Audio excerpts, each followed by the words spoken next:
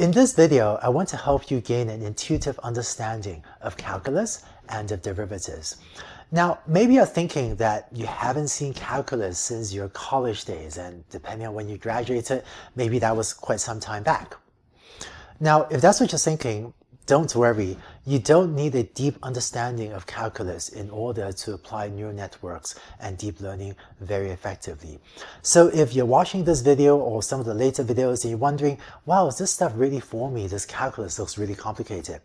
My advice to you is the following, which is that watch the videos, and then if you could do the homeworks and complete the programming homework successfully, then you can apply deep learning. In fact, what you see later is that in week 4, we'll define a couple of types of functions that will enable you to encapsulate everything that needs to be done with respect to calculus. There are these functions called forward functions and backward functions that you learn about that lets you put everything you need to know about calculus into these functions so that you don't need to worry about them anymore beyond that. But I thought that in this foray into deep learning, that this week we should open up the box and peer a little bit further into the details of calculus. But really all you need is an intuitive understanding of this in order to build and successfully apply these algorithms. Oh, and finally, if you are among that maybe smaller group of people that are experts in calculus, if you're very familiar with calculus or derivatives, it's probably okay for you to skip this video. But for everyone else, let's dive in and try to gain an intuitive understanding of derivatives. I've plotted here the function f of a equals 3/8, so it's just a straight line. To gain intuition about derivatives, let's look at a few points on this function.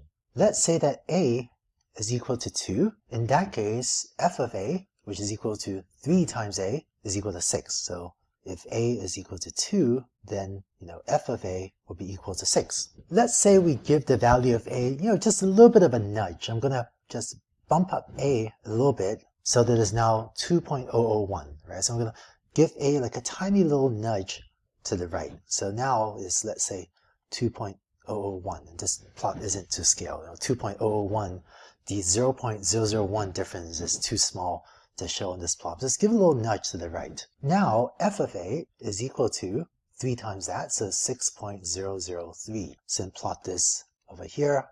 This is not to scale. This is 6.003. So if you look at this little triangle here that I'm highlighting in green, what we see is that if I nudge a 0.001 to the right, then f of a goes up by 0.003. The amount that f of a went up is 3 times as big as the amount that I nudged a to the right. So we're going to say that the slope, or the derivative, of the function f of a at a equals 2, or when a is equals 2, that the slope is 3.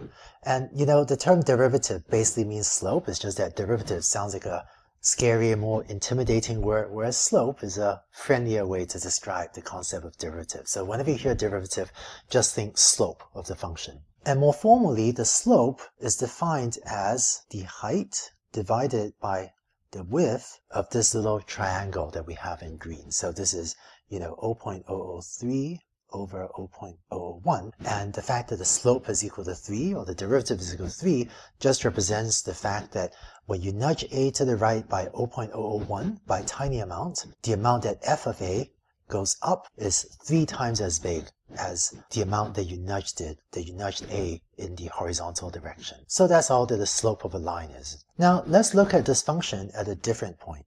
Let's say that a is now equal to 5. In that case, f of a, 3 times a, is equal to 15. So let's say I again give a nudge to the right, a tiny little nudge, so it's now bumped up to 5.001. f of a is 3 times that, so f of a is equal to 15.003. And so once again, when I bump a to the right, nudge a to the right by 0.001, f of a goes up 3 times as much. So the slope, again, at a equals 5 is also 3. So the way we write this, that the slope of the function f is equal to 3, we say d f of a dA, and this just means the slope of the function f of a, when you nudge the variable a tiny little amount, this is equal to 3. And an alternative way to write this derivative formula is as follows. You can also write this as d dA of f of a. So whether you put the f of a on top or whether you write it, down here, it doesn't matter. But all this equation means is that if I nudge a to the right a little bit, I expect f of a to go up by 3 times as much as I nudged the value of little a. Now, for this video, I explained derivatives, talking about what happens if we nudge the variable a by 0.001. If you want the formal mathematical definition of derivatives, derivatives are defined with an even smaller value of how much you nudge a to the right. So it's not 0.001, it's not 0.00001, it's not 0.00000, and so on 1. It's sort of even smaller than that. And the formal definition of derivative says, what if you nudge a to the right by an infinitesimal amount, basically an infinitely tiny amount? If you do that, does f of a go up 3 times as much as whatever was the tiny amount that you nudged a to the right? So that's actually the formal definition of a derivative. But for the purposes of our intuitive understanding, we're just going to talk about nudging a to the right by this small amount, 0.001, even if it's 0.001 isn't exactly, tiny infinitesimal.